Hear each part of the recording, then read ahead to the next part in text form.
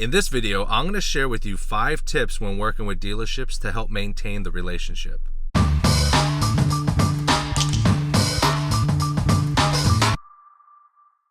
Hey guys, and welcome to Window Tinting Business, where we strive to inform, inspire, and improve you as a professional. As always, my name is Patrick. I'm a full-time window tinter, instructor, and consultant.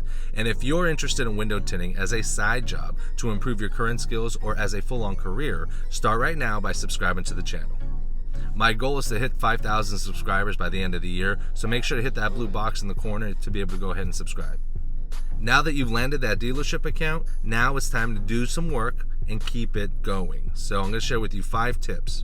Tip number 1, make sure to show up on time. Show up when you're supposed to show up. If you're going to be late, keep it to a minimum and contact the person, the point man over there at the dealership. Let them know that you're going to be late and keep them in the circle. This is important also because the clients might be sitting there waiting. So if you're late, it's going to make them later and it makes them look bad because then maybe they said it's going to take an hour and you're going to be 30 minutes late. Now it's going to be an hour and a half. So it's important to show up when you're supposed to. Tip number 2, be nice. Be nice to everybody, whether it's the girl at the front desk or the guy at the front desk, the sales guys that you're working with, or the office staff where you get your, where you run the ROs and the POs. So make sure to just be nice to everyone, because one thing within sales is that people typically buy from people that they like. So if they like you and say someone comes in there with a cheaper price, they may not want to go with that person because you're just so likable and they don't want to ruin the relationship. The relationship is good. So that's why it's important to always be nice. Tip number 3, make sure to have your paperwork ready. When you're working with a dealership, now you're working with corporate America. So it's not a mom and pop shop where you just give them an invoice and you get paid. Typically, they float the bill for about 60 to 90 days, sometimes more, sometimes less. It really just depends. But you need an invoice. Like here's a copy of an invoice right here. You need, I think I blocked my mouth there. Yeah. You need a copy of the invoice to be able to give to the office staff. The office staff at that point needs to get a PR or an RO. These terms get switched around. Purchase request, request order. It's basically the step before the PO. They need to get approval to release the funds before they can write you a check or approve the funds to be released. At that point, once the RO or the PR gets approved, then they print you out a PO, and PO is for purchase order. So then that way you have your purchase order, and basically the deal is closed. Now you're just waiting for the funds to go through. So when you have an invoice, always print off 2 invoices, 1 copy for them, 1 copy for you. You give them the paperwork.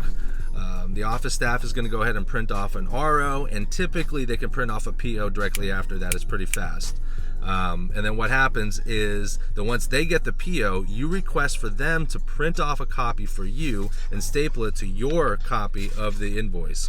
They keep 1 copy for them, you keep 1 copy for you, staple the PO to this invoice, and then save it for your files so that when, because you have to wait those 60 to 90 days for the payment to come through. Tip number 4, always ask. Some dealerships, they'll give you a dedicated bay in a dedicated area. Some will not.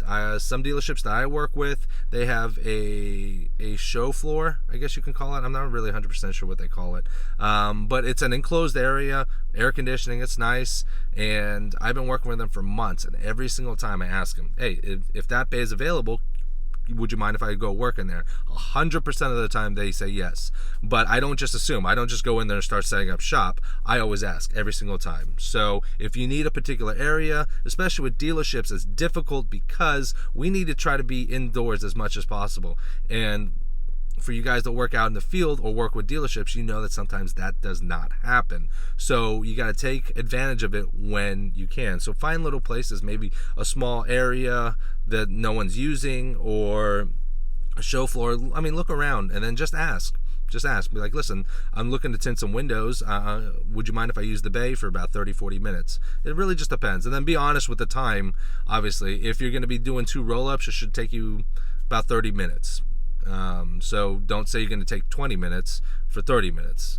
Or if you're going to end up doing a full car and it's going to take you an hour and a half to 2 hours, just let them know that, just so that they, so they could tell you yes or no, I have a car that's going to be coming in there in an hour. You can't use the bay for an hour and a half. So it's always about touch and base. Again, touch and base and being nice with people. People love it. You give respect, you're going to get respect back, and then it's going to help keep that relationship steady so that you can continue to make work and do work there. Tip number 5, make sure to leave it the way you found it.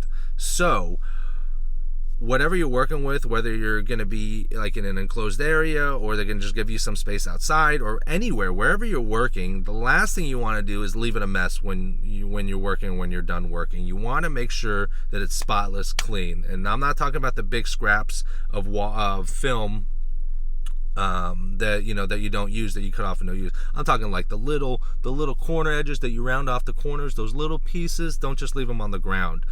If you end up using excess water, take a rag and there's water on the floor, take a rag, dry it up at the very end. Some, like one of the dealerships I work with, they give me a showroom essentially to work with and work out of. So there's nice tile floor on the ground, and it's slippery if it's wet, and the last thing you want is obviously for like a client or a customer to be walking by and slipping in that. So dry everything off, clean everything up, and leave it the way you found it. Alright guys, that's going to wrap it up for today's video. If you follow these 5 tips, it's going to help maintain the relationship with you and your dealership, and it's going to continue to bring work in for you. As always, I hope it was helpful and informative. If you found it helpful, make sure to give it a huge thumbs up, and make sure to share this with anyone that you might find that may find it beneficial. And also, if you're not a subscriber, make sure to subscribe. I am working on getting 5,000 subscribers by the end of the year. So there's a blue box, I can't remember which side it's on, a blue box right here. You'll be able, in the corners, you'll be able to go ahead and hit that box and you'll be able to subscribe just that easy. All right, that's going to be it. So thanks again for watching, guys. I really appreciate it. And as always, I'll see you next time.